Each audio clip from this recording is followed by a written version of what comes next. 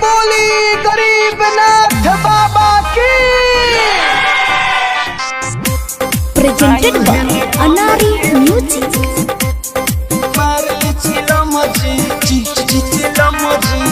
Anari Recording Studio, Apahar. बरसता रिम झिम सावन के बदरिया, सभे केहू बंधल बा माथ में पगरिया। जात बाटे सभे केहू बाबा के नगरिया, कहर लिया रामया के उतरी के गरिया। आई हेने बम जी मार ली चिलम जी, गाजा में खैनी मिलाई थोड़ा कम जी।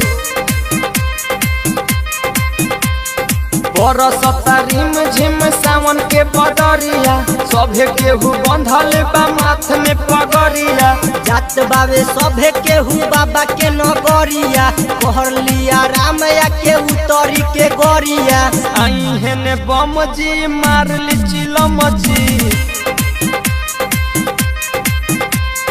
गाजा में खैनी मिलाई थोड़ा कम जी।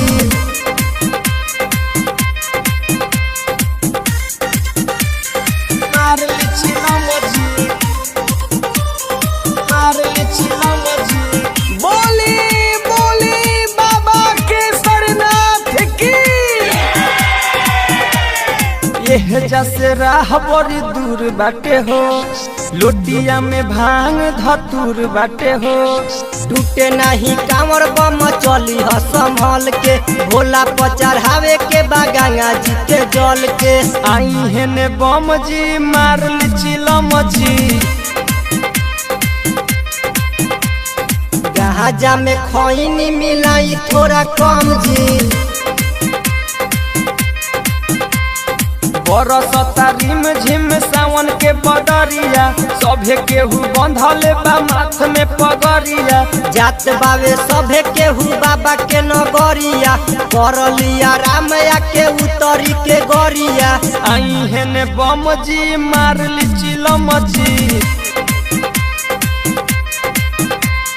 गाजा में खैनी मिलाई थोड़ा कम जी।